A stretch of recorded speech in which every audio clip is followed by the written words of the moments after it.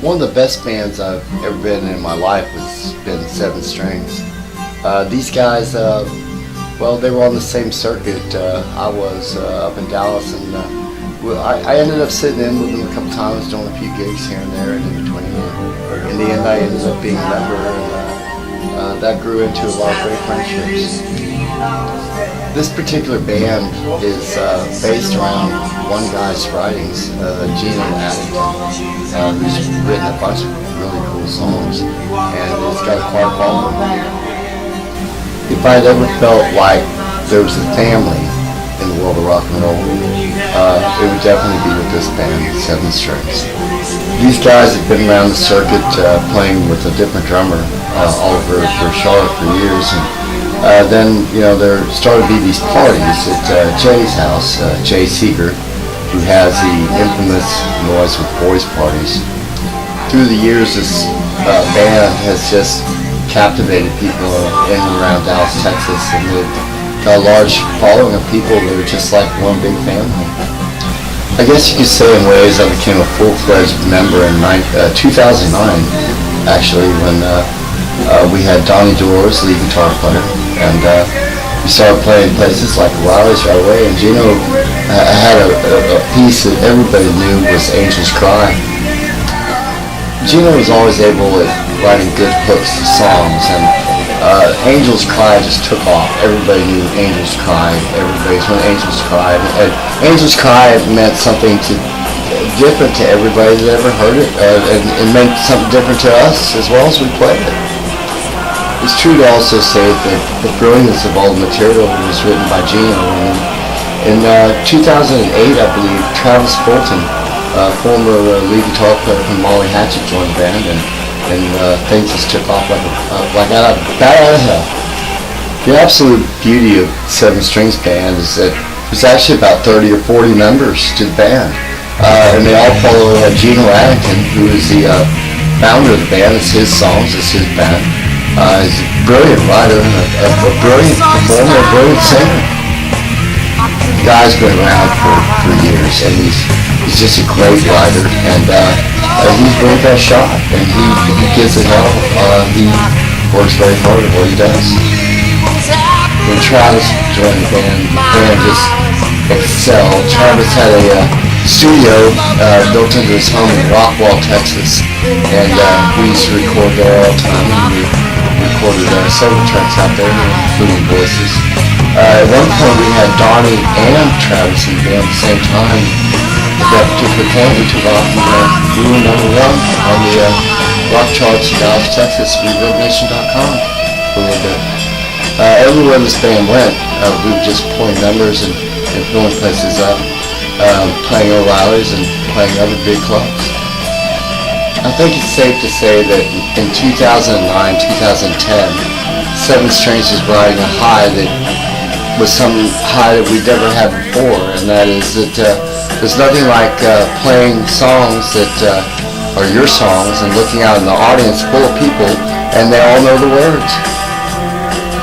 So many songs just took off, and it was just something to be up there on stage and playing songs and knowing that they're original songs, and the whole audience is singing and dancing and knows every word and every lick. It seemed like every weekend we were having Noise with the Boys parties at Jay's house, and just musicians everywhere, just all over the place, and with Travis Fulton playing along, it's just everybody the party continued on all night long, every night, all the time. I was just on top of the world at this time in my life. It's just a really great time, and I just enjoyed the hell out of it. There were so many players in the family in Seven Strings. There's like I said, there's probably 30, 40, maybe 50 or more different guys that have kept this band alive, and Seven Strings has been going on for, I don't know, 20, 25, 30 years now, something like that.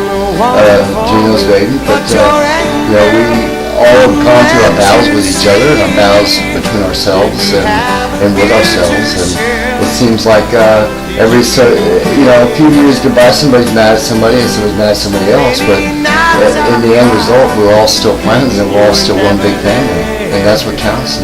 in this world. The friendships that have grown out of the band have just been lifelong, and it's a whole surge of people, and we're all interested in each other, and we all do take care of each other, and that's the way the Seven Strings Band has always worked. I don't think I've ever played in a band that was ever closer to writing great musical hooks that people could follow and people could identify with, other than Seven Strings. It's just something to know also that wherever I am or wherever they are, whenever we run into each other, we're just like, things are just the same. We're just, a very, very close-knit bunch of people, and we've all been through so many different things and so many different things in life that things have just always worked between us. We've always understood each other, maybe on a different level that most people wouldn't even understand. Travis Fulton was definitely a really great guitar player and also a great friend. He added so much to the band, and we were just thrilled when Travis joined the band to have Travis Fulton in our band. And I will never forget the years I played with Travis. He's just a fantastic guitar player and a fantastic guy. We were just all really great friends.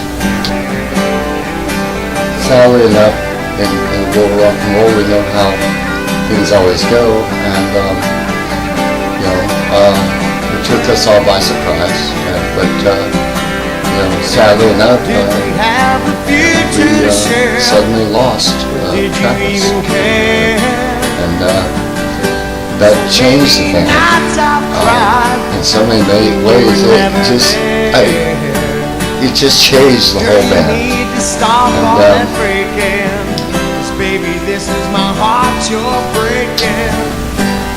Well, that's the kind of sad part too, is that in this family we've lost a lot of people. We sure lost one of the best when we lost Travis. He's a good friend, and honestly, I'll never forget him.